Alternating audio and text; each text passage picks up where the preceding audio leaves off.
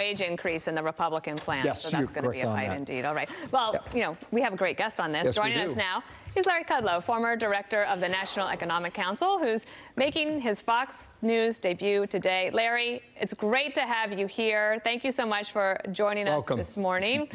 I wanted to start off with a question about what's it like on the other side of your time of the White House. I know it takes a long time, believe me, I remember, to sort of rest and recover and feel restored and ready to go. How are you doing?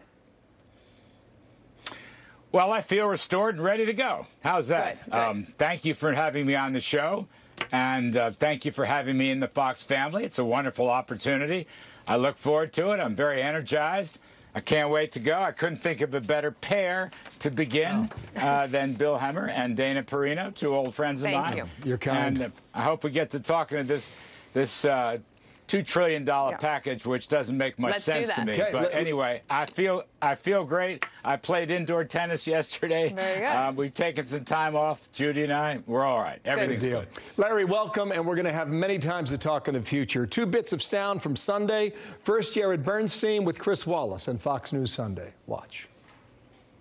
Look, the American people really couldn't care less about budget process, whether it's regular order, bipartisanship, whether it's filibuster, whether it's reconciliation.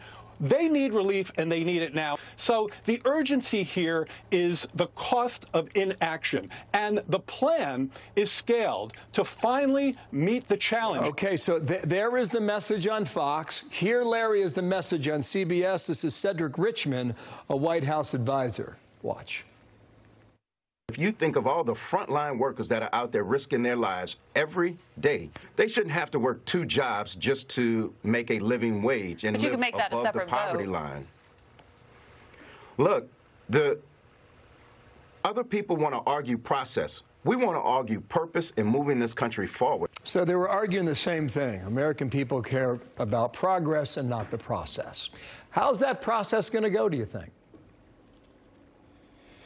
Well, I think, you know, my friend Jared Bernstein, good man.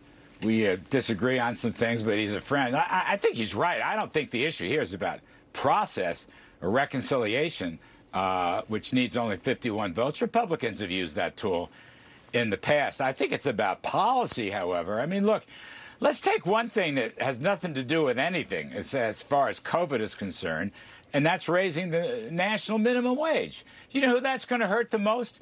That's going to hurt African Americans, Hispanics, other minority groups. It's going to hurt the poorest part of the workforce, because once you get outside of, let's say, New York and California, maybe Illinois, the cost of living is much lower in all these states, and these small businesses that are desperately trying to reopen, they can't afford it, and therefore they're going to lay off workers. I mean, I love a maximum wage. I think you ought to grow the economy with low taxes and regulations and so forth, and that'll get everybody a job, and that'll get them up to maximum minimum wage. But federal legislation never works. It costs jobs. It damages those who need them the most, and it's a terrible idea. You want to do it at the state level? Let the states parcel through that. I probably might not like it, but nonetheless, it should at least be a state level. Regionally, you can't do it by nationwide diktat. The other point I want to make is, I think one of you made it, we don't even know how much money has been spent or not spent from the prior packages. That's the odd thing about this. There is no accounting. I've seen no numbers. I've been checking around with all my contacts. From the March CARES bill that was repurposed in December, we don't know how much has gone to the PPP, Small Business Initiative. We don't know how much is out the door on the unemployment assistance. We don't know how much has gone to the states and localities.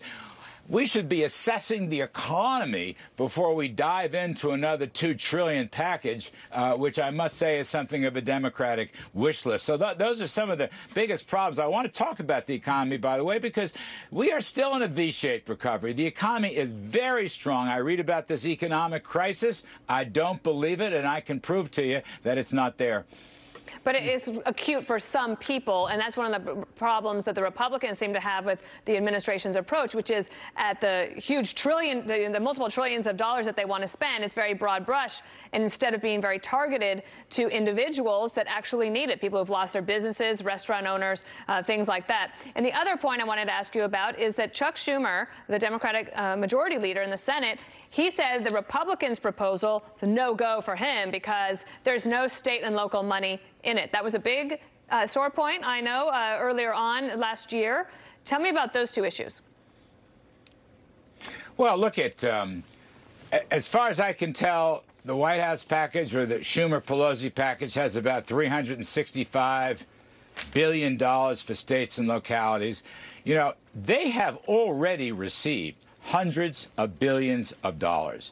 And you really have to ask yourself, do they need that kind of money? And how has the accounting for the prior assistance been made? Again, what is spent and unspent? I don't think that number is nearly enough. By the way, state revenues across the country, including places like New York and California, are actually rising, not falling, because the economy is much stronger than people are suggesting. So I think that's a very key point. Look, I'm okay with strictly targeted funding, particularly for health, vaccination, and school openings, okay? I'm okay with that. I'm not okay with spending stimulus checks, sending out and spending stimulus checks on 1 penny or 2 penny stocks, which is what's been happening with this incredible story of GameStop and some of these penny stocks. That's so silly. Any money given out should be strictly targeted to the lowest end, and I'd like to see what the prior legislation accomplishes. Let's have an accounting. Let's know where that money is going to come from. Said there's and one last point. Go ahead. Hang on, Bill. I got to make this one point. I'm sorry to interrupt. I understand. I heard a story. I think it's true. You can check me out on this. Teachers in Northern Virginia received the vaccinations, and they still, because of the teachers' union, refuse to reopen the schools and go back to school. Now, that is nutty. And what I'm saying is a lot of this spending money is going to Democratic interest groups. It is not going to the general health and welfare of the country. It is not going towards COVID. Vaccination money, fine. Legitimate school opening money, fine.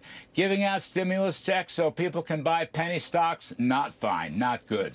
I think Rob Portman said up of $900 billion hasn't been spent yet. So that's the number that's been out there. Fair point. We really don't know what it is.